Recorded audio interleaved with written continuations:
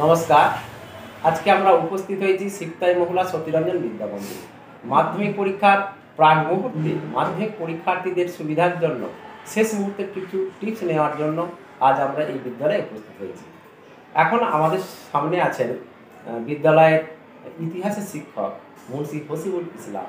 আজকে ওনার কাছে শুনবো যে এই মাধ্যমিকের আর কটা দিন বাকি আছে, শেষ মুহূর্তে স্টুডেন্টরা কিভাবে লাস্ট মুহূর্তে তাদের প্রস্তুতিটা কেমন করবে, পরীক্ষা লেখি করতে কেমন করবে, কোন প্রশ্নের উত্তর কতটা লেখা উচিত, সেটা সংক্ষিপ্তভাবে জাস্ট আমরা একটু শুনবো।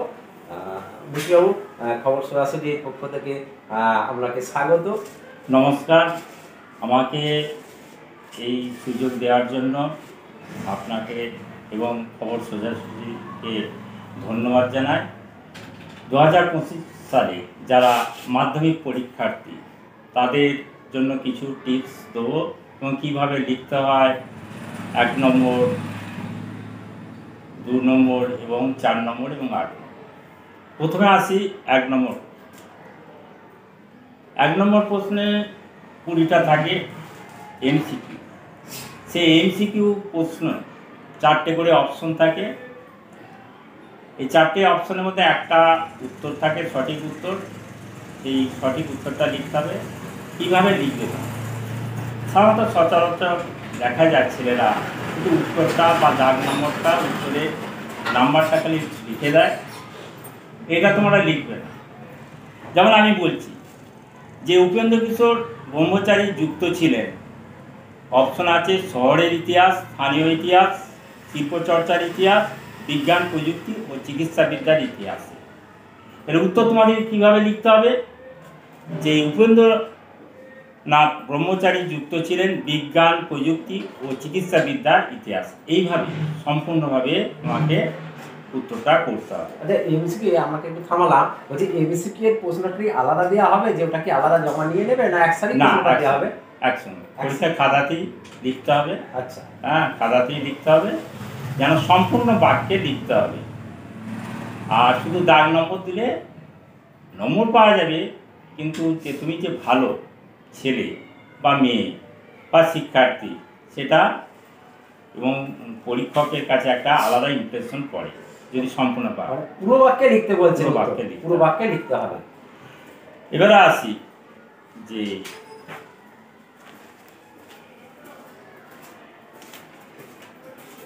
বিভাগ খ। এই বিভাগ খয়ে 16টা প্রশ্ন লিখতে হবে, থাকে 20টা। মোট বিভাগ 5টা বিভাগ আছে, 20টা প্রশ্ন থাকে। প্রথমে থাকে এসএকিউ থাকে, দ্বিতীয় উপবিভাগে থাকে ঠিক ও ভুল নির্ণয়, তৃতীয় বিভাগে থাকে ম্যাথ থাকে এবং চতুর্থ উপবিভাগে থাকে ম্যাপ পয়েন্টিং থাকে এবং পঞ্চম থাকে যে বিবৃতি থাকে। আমার বলা যে অনেক সময় দেখা যায় ছেলেমেয়েরা কী করে, যে তারা অনেকে 20টা উত্তর দিয়ে আসে, স্যার আমাকে জিজ্ঞাসা করে, স্যার 20টা উত্তর দিয়ে চলে এসেছি, তা স্যার মাইনাস করে দেবে না তো?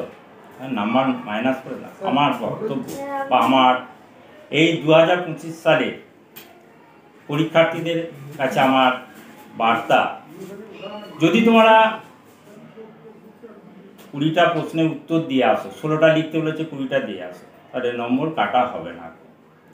তোমরা যে অতিরিক্ত যে প্রশ্নগুলো লিখেছো সেটা এক্সেস বলে কেটে দেওয়া হয়, হ্যাঁ, সেগুলো।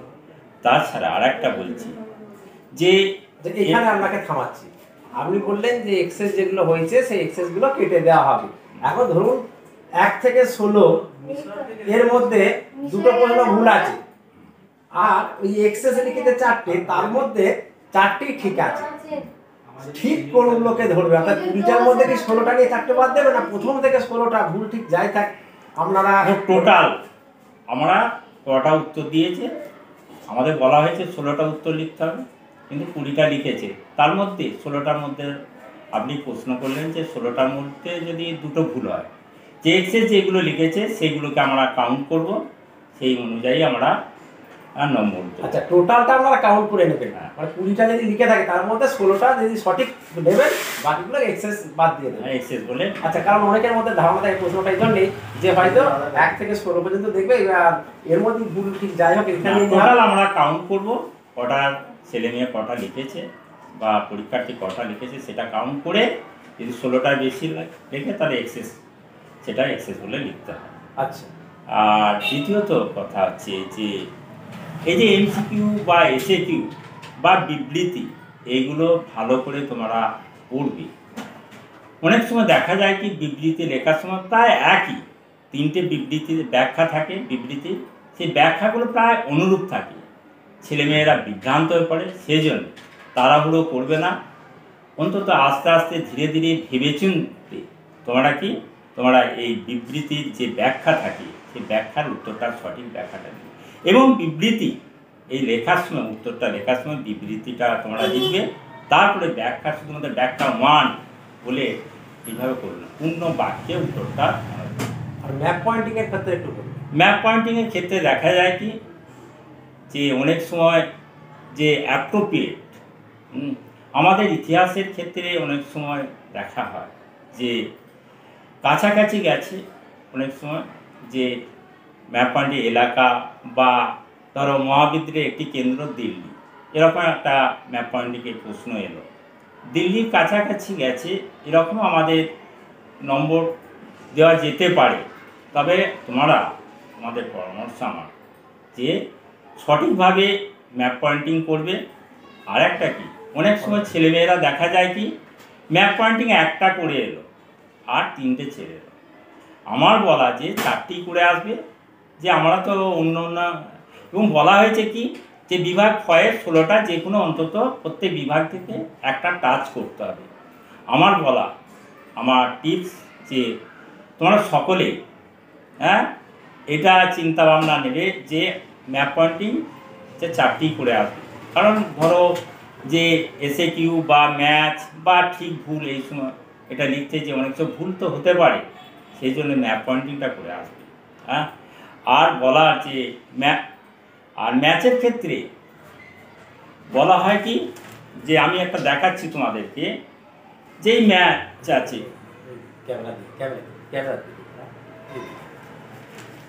যে এখানে দেখা হয় কি যে অনেক সময় 3 মেরে দেয়, এটা কখনো লিখবে না।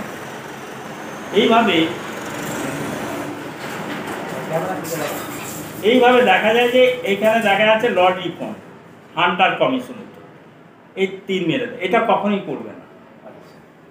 ম্যাচিং এর ক্ষেত্রে পাশাপাশি লিখবে, দাগ নাম্বারটা লিখবে পাশাপাশি। এই ম্যাচের ক্ষেত্রে অনেক বেশিরভাগ ক্ষেত্রেই ছেলেমেয়েরা করে 3, এবং শিক্ষকদের অর্থাৎ যারা পরীক্ষক আছে যারা খাতা দেখে তাদের খুবই অসুবিধা হয়, তারা বিরক্ত হয়, এটা তোমরা কখনোই করবে না।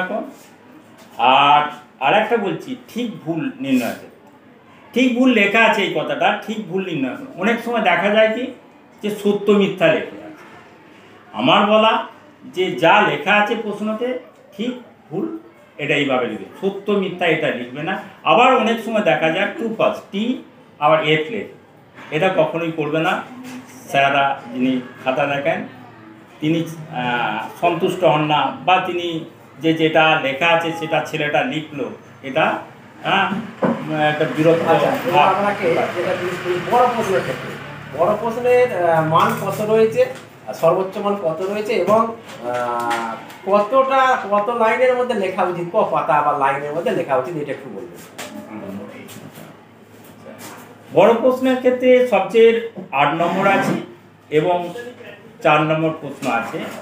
8 নম্বর ক্ষেত্রে প্রথমে তোমরা ভূমিকা লিখবে, তারপর 6টা পয়েন্ট লিখবে, তারপর মূল্যায়ন, মন্তব্য বা সিদ্ধান্ত, এইভাবে পয়েন্টে শেষ করবে।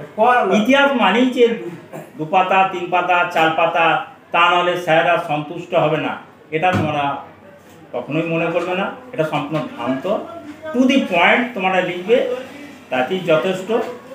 পয়েন্টের বাইরে বা অন্য আজে বাজে কথা লিখবে না কো, ফালতু কথা তোমরা লিখবে না কো, এবং টু দি পয়েন্ট তোমরা লেখার চেষ্টা করো। মিনিমাম কতটা হওয়া উচিত? আমরা এই বড় প্রশ্ন 8 নম্বরে বললেন ওই সেরকম তো কিছু বলা যায় না। অনেকে ধরুন ছোট ছোট লেখা, এটা মোটামুটি 4টে পয়েন্ট, মেন পয়েন্ট হবে 4টে, ভূমিকা লিখতে হবে, আর শেষের একটা মূল্যায়ন, উপসংহার বা সিদ্ধান্ত বা মন্তব্য দিয়ে শেষ করবে। আচ্ছা, আর 4 নম্বর প্রশ্নে আসি। এবারে 4 নম্বর প্রশ্ন বলা যায় যে 4টে মেন পয়েন্ট লিখবে, আর ভূমিকা লিখবে, আর শেষে মূল্যায়ন, সিদ্ধান্ত বা মন্তব্য এটা লিখবে।